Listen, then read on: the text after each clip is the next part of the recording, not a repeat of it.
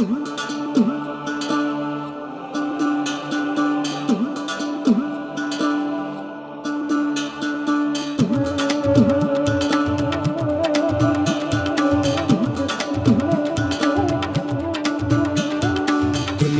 जब सोई हो तुम जाग जाते हो, पहले रब के सामने तुम हाथ उठाते हो, फिर मखलूक की खिदमत में तुम झुक जाते हो। दूध की ये नेमत हम तक पहुंचाते हो। तूने जीवन की तस्वीरें रंगों में है ढाली, तेरे दम से है आती हर घर में खुशहाली। खुशहाली हो, खुशहाली, खुशहाली हो,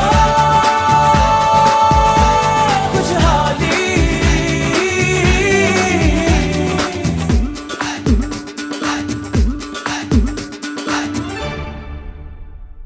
चलते फिरते तेरे मवेशी एक अनमोल खजाना है।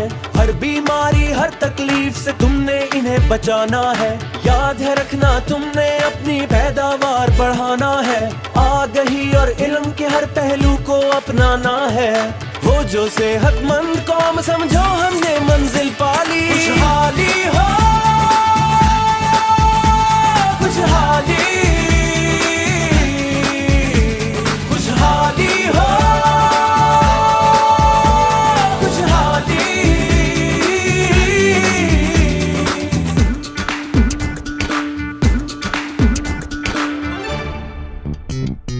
आज से है ये अज़्म हमारा और खुद से भी है पैमान। तंदुरुस्ती और सेहत बनेगी यूं ही हम सबकी पहचान। धरती होगी शान हमारी, हम होंगे धरती का मान। तेरी अपने खुशहाली की राहों में मारी है जान, और तरक्की की ये राहें हम सब ने है अपना ली। खुशहाली हो,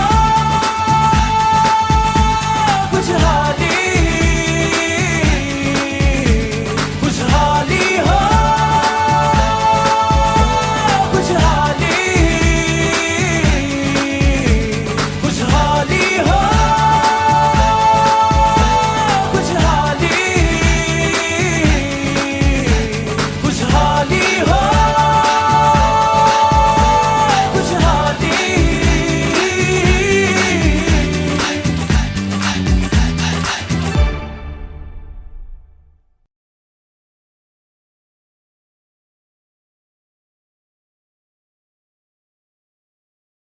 अस्सलाम वालेकुम नाजरीन, डेयरी हब के एक और तरबियती प्रोग्राम बछड़ों की परवरिश के साथ आपकी मेज़बान रूबी एनम और मेरे साथी डॉक्टर नासिर जावेद आपकी खिदमत में मौजूद हैं। नाजरीन, एक अंदाजे के मुताबिक इस वक्त मुल्क में 1.5 करोड़ छोटे जानवर मौजूद हैं। जानवरों में ख़ासकर छोटे जानवरों को सदियों पुराने रवायती तरीक़ों से पाला जा रहा है, जिसकी वजह से इनकी नशोनुमा बेहतर तरीके से नहीं हो रही, जो आगे जाकर दूध और गोश्त की पैदावार को मुतासर करती है। बड़ी प्यारी रूबी आपने बात की है। पाकिस्तान में छोटे बच्चों में 30% से भी ज़्यादा शरामवाद की वजह से मुल्क दूध और गोश्त के एक बड़े हिस्से से महरूम हो जाता है, और उसकी बुनियादी वजह जदीद डेयरी फार्मिंग से आगाही ना होना और परवरिश का रवायती अंदाज है। जदीद तकाज़ों के मुताबिक बच्चों की परवरिश किस तरह की जाए और इससे एक डेयरी फार्म की आमदनी में क्या इजाफा हो सकता है, इस सिलसिले में गुफ्तगू के लिए हमने अपने स्टूडियो में दावत दी है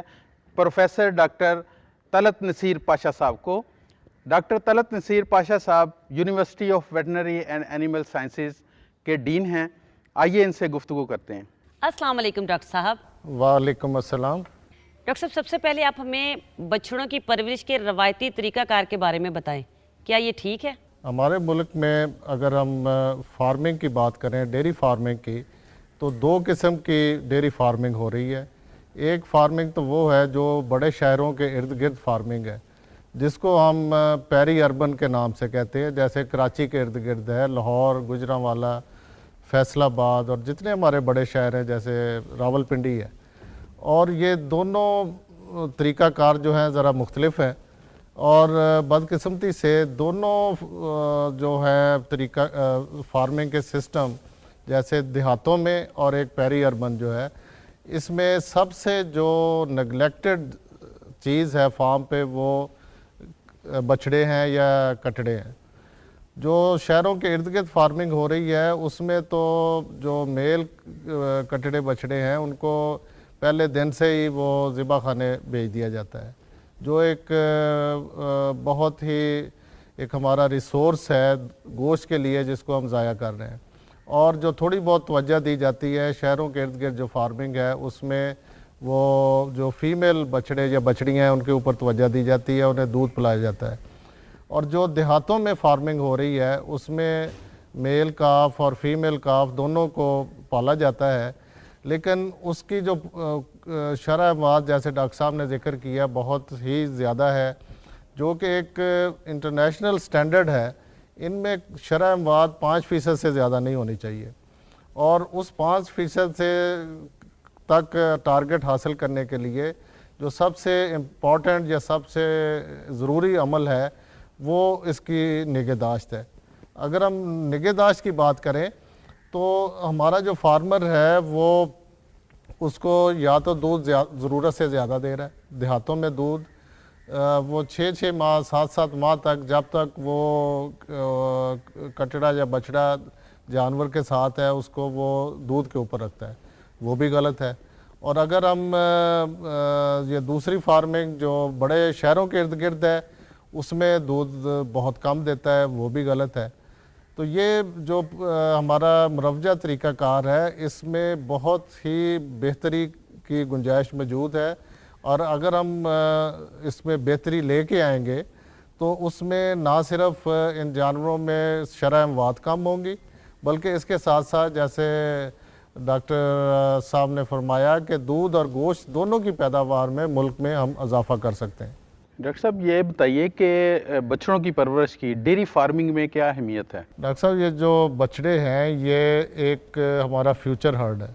मिसाल के तौर पे आज एक जो बछड़ी है वो कल की गाय होगी, और अगर आप बाज़ार में आज एक अच्छी गाय ख़रीदने जाएं तो कम से कम कीमत उसकी 1.5 लाख है और 2.5-3 लाख तक है। लेकिन अगर आप अपने फार्म पे मौजूद अच्छे बछड़े अच्छे तरीके से पालें या बछड़ी को पालें या कटड़ी को पालें तो आप उस पर 70-75 हज़ार की लागत से उसको तैयार कर सकते हैं, और इसको आप अपने फार्म के लिए या कारोबार के नुक्ता नज़र से देखें तो एक बहुत ही मुनाफा बख्श ये बिज़नेस है। लेकिन इसमें सबसे अहम बात यह है कि मुरवजा तरीक़ों की बजाय इसे हमें साइंसी बुनियादों पे ये काम करेंगे तो फिर ही इससे हम वो मुनाफा बख्श जो नताइज हैं वो हासिल कर सकते हैं। अच्छा डॉक्टर साहब, हमारे किसान अपने बछड़ों की बेहतर परवरिश किस तरह कर सकते हैं? रूबी, ये बच्चों की जो परवरिश है ये माँ के पेट से ही इस पर तवज्जो देने की ज़रूरी है। ख़ास तौर पे पैदा होने से 2 माह पहले ये ज़रूरी है कि चारे के अलावा अगर 2 किलो वंडा 1 किलो सुबह 1 किलो शाम हम गाय या भैंस को दें तो उसके बछड़े की ग्रोथ के ऊपर बहुत अच्छे असरात होते हैं। और पैदा होने के बाद सबसे अहम चीज़ है बॉली, जिसमें क़ुव्वत मुदाफ़ियत भी है, जिसमें न्यूट्रिएंट्स भी हैं, और वो जितनी जल्दी हम बछड़े को दें वो उसके लिए उसकी उतनी ही ज़रूरत है। और ये हमारे किसानों ने ज़हन में रखा हुआ है कि ज़ेर फेंकने के बाद दें, ये बिल्कुल गलत है। ज़ेर से साथ इसका कोई ताल्लुक़ नहीं है, ये फ़ौरी देनी चाहिए। उसके बाद इन्हें हमें 4 दिन के बाद पानी देना बहुत ज़रूरी है। पानी साफ़ आगे रखना चाहिए, जैसा पानी हम खुद पीना पसंद करें वैसा जानवरों को भी दें। और इसके साथ साथ हमें इन्हें ठोस ग़िज़ा शुरू करनी पड़ेगी 1 हफ़्ते के बाद। ठोस ग़िज़ा देने की बहुत ज़्यादा अहमियत है, और उसमें अगर वैसे तो मार्केट में वो ग़िज़ा बनी बनाई भी मौजूद है, लेकिन ज़िम्मेदार हज़रात के पास मक्की मौजूद है, मक्की उसको दे सकते हैं। लेकिन एहतियात उसमें ये है कि मक्की को उल्ली ना लगी हुई हो, फंगस ना लगी हुई है, साफ़ सुथरी मक्की उसको दिला के हम दे सकते हैं। इसके बाद एक अहम चीज़ है कि इसकी वैक्सीनेशन करनी चाहिए, डिवर्मिंग करनी चाहिए। जो 2 माह की उम्र तक उसकी वैक्सीन गलगोटू की और मुँह खुर की और उसमें किरमों के ख़िलाफ़ डिवर्मिंग करनी चाहिए। डॉक्टर साहब, अभी आपने ठोस ग़िज़ा की बात की है, तो ये किसान भाइयों को बताइए कि ठोस ग़िज़ा बच्चे को किस उम्र में देनी चाहिए और कितनी मिकदार में होनी चाहिए और इसकी क्या अहमियत है? डॉक्टर साहब, जो ठोस ग़िज़ा की अहमियत ये है कि बुनियादी तौर पे जब हम उसको दूध देते हैं ना, तो इस बच्चों के इसमें वैसे तो 4 मैदे होते हैं, लेकिन जब हम दूध देते हैं तो एक ही मैदा उसका एक्टिव होता है। हमारी कोशिश ये होनी चाहिए कि जल्दी से जल्दी उसे ठोस ग़िज़ा दें ताकि बाकी मैदे भी उसके एक्टिव हों और वो ज़्यादा खुराक खाए और ज़्यादा उसकी ग्रोथ हो। और उसको एक्टिव करने के लिए कम से कम 1 हफ़्ते के बाद ठोस ग़िज़ा देनी शुरू कर देनी चाहिए। और ठोस ग़िज़ा की ये एक असूल है कि वो ज़ूद हज़म हो। उसमें अगर हम अच्छी क्वालिटी की मक्की, सोयाबीन, मील और उसके साथ कोई विटामिन, मिनरल्स और उसके साथ अगर कैनोला मील जो मिक्स करके अगर हम उसको दें तो जानवर जो है उसको आहिस्ता आहिस्ता खाना शुरू कर देगा। और इसमें एक चीज़ का ख्याल रखें कि जब जानवर रोज़ाना कोई 800 ग्राम के करीब ठोस ग़िज़ा खानी शुरू कर दे तो एक टाइम का उसका दूध बंद कर दें, और जब वो कोई 1100-1200 ग्राम शुरू कर दें खाना शुरू कर दे तो दोनों टाइम का दूध बंद कर दें। और ये ऐसा जो है वो हमने तजर्बात से देखा है कि 2-2.25 महीने तक आप उसका दूध छुड़ा के ठोस ग़िज़ा के ऊपर ला सकते हैं। और इसके साथ साथ जो सबसे अहम बात है कि इस ठोस ग़िज़ा देने से उसका जो डेली वज़न में इजाफ़ा है वो भी बहुत बेहतर होता है। डॉक्टर साहब, इन सब बातों पे अमल करके हमारे किसान भाइयों को मुआशी तौर पर क्या फ़वाइद हासिल होंगे?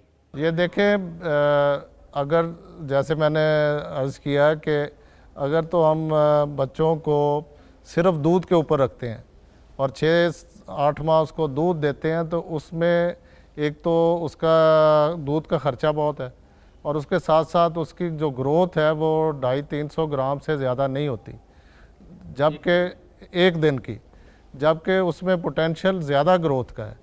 और वो वैसे ही हम हासिल कर सकते हैं कि अगर हम उसके 2 माह तक दूध दें और उसी दौरान में जैसे मैंने ठोस ग़िज़ा का ज़िक्र किया वो ग़िज़ा खानी शुरू कर दे 1 किलो 1200 ग्राम से और उसकी वो ग़िज़ा जो है वो बढ़ाते रहें, तो आप देखेंगे कि उसके जो ग्रोथ है रोज़ाना वो जो हमारे लोकल जानवर हैं उसमें 600 ग्राम तक रोज़ाना है, जो दोगली नस्ल के हैं उसमें इससे भी ज़्यादा इजाफ़ा है, कोई 700 से 1 किलोग्राम रोज़ाना इजाफ़ा आप ले सकते हैं। उसका फ़ायदा क्या हुआ कि अगर वो गोश्त वाले जानवर हैं तो आप उससे जल्दी गोश्त ले सकते हैं, अगर वो दूध वाले जानवर हैं तो वो जल्दी उसमें जवान हो जाएंगे, जल्दी वो उसमें आप इंसेमिनेशन कर लेंगे और जल्दी गाय या भैंस बन के एक फार्मर के लिए वो दूध का सोर्स बनेंगे। और अगर मजमूई तौर पे देखें तो इस सिस्टम से 10 से 12 हज़ार का एक फार्मर को फ़ायदा होता है सिर्फ उसके दूध कम करने से और ठोस ग़िज़ा देने से। आइए देखते हैं कि चौधरी अब्दुल हमीद और फजलू साइमा जी से बछड़ों की परवरिश पर क्या गुफ्तगू कर रहे हैं।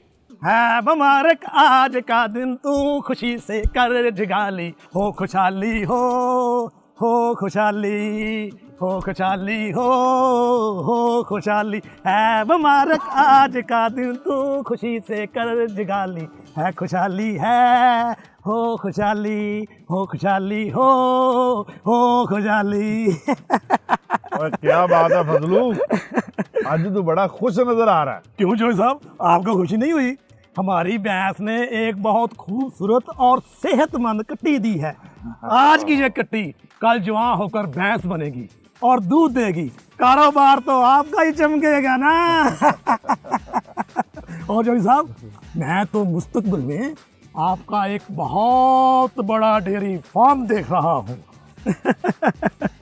और जोई साहब, इस खुशी में मैं मठियाई ले भी आया। शाबाश, सरकार लड्डू खा मुझे। क्या हाल है चौधरी? और साइमा जी को मिठाई खिला। लेकिन किस खुशी में खाई जा रही है ये मिठाई? और साइमा जी, आज हमारी भैंस ने एक बड़ी खूबसूरत कट्टी दी है। अच्छा, हाँ जी। ये तो बड़ी अच्छी खबर है। गोली वगैरह पिलाई उसे? अभी कौन साइमा जी, पहले हमारी भैंस जेर फेंक ले, फिर कटी को बोली भी पिला देंगे। हाय हाय, ये क्या कर रहे हो चौधरी? फौरन बोली पिलाओ। लेकिन साइमा जी, सदियों से तो ऐसा ही होता है। चौधरी साहब, सदियों पहले लोग पत्ते पहनते थे, आप भी पत्ते पहने, लेकिन पत्ते पहनने के बाद डंगरों के पास ना जाइए। चौधरी, समझदारी की बात ये है कि जेड़ फेंकने से पहले ही बोली पिला देनी चाहिए। साइमा जी ठीक है, मैं कटी को बोली पिला देता हूँ, लेकिन ये बात जरूर बताएं कि ऐसा करना क्यों जरूरी है। डॉक्टर के मुताबिक कुदरत ने बोली में बछड़े की बीमारी के खिलाफ लड़ने और ग़िज़ा हजम करने की सलाहियत रखी है। अच्छा। खाली भैंस का दूध काफ़ी नहीं, बछड़ा जब 4 दिन का हो तो उसे पानी भी पिलाना चाहिए। वाह वाह साइमा जी वाह, आपके मशवरे हमेशा मेरे बड़े काम आते हैं। हाँ। और बछड़ा जब 1 हफ्ते का हो तो उसे ठोस ग़िज़ा यानी चारा मंडा शुरू करवा देनी चाहिए। और बछड़ा जब 2 हफ्ते का हो तो उसे पेट के कीड़ों की दवा और हिफाजती टीके भी लगवाने चाहिए। बिल्कुल ठीक है साइमा जी, मैं अपनी कटी को बोली पिला देता हूँ, लेकिन ये बताएं कि हमारे यहाँ जानवरों का डॉक्टर बैठता किधर है? ये हमारे पिंड के साथ वाले शहर में, और कहाँ? लो 10 हो और मुझे पता ही नहीं। चौधरी साहब, साइमा जी की बातें सुनकर ना मुझे एक सोच आ रही है। सोच? हाँ जी। सोचना तेरा कम तो नहीं, फिर भी तू बता के क्या सोच रहा था? साइमा जी अगर कहती हैं कि डॉक्टर इतना करीब है तो मैं सोचता हूँ कि आपका एक मुकम्मल चेकअप ना करा लूं।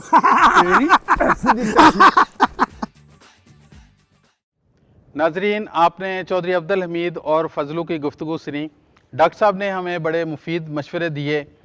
आज के इस प्रोग्राम में हमने ये सीखा कि जदीद तरीक़ों से बछड़ों की परवरिश से फार्म की आमदन में कैसे इजाफ़ा हो सकता है।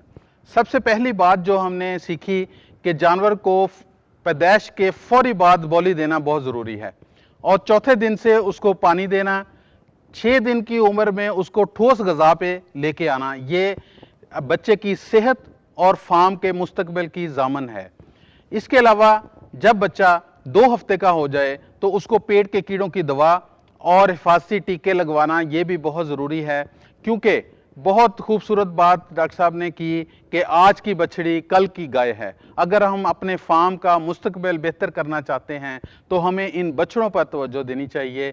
इससे हमारी आमदन में भी इजाफा होगा और हमारा फार्म भी बेहतर बन सकेगा। डॉक्टर साहब, आपकी तशरीफ़ आवरी का बहुत बहुत शुक्रिया। बहुत शुक्रिया जी। और इसके साथ ही हमारा आज का प्रोग्राम अपने इख्तिताम को पहुंचता है। डॉक्टर नासिर और रूबी अनम को इजाज़त दीजिए। डेयरी हब के एक और तरबियती प्रोग्राम के साथ फिर आपकी खिदमत में हाजिर होंगे। तब तक के लिए इजाज़त दीजिए। अल्लाह हाफिज़।